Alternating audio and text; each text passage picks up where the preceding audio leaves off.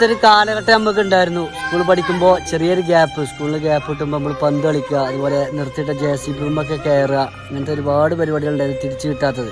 ഒരനുഭവിക്കട്ടെ, ഉഷാറാവട്ടെ, nostalgia.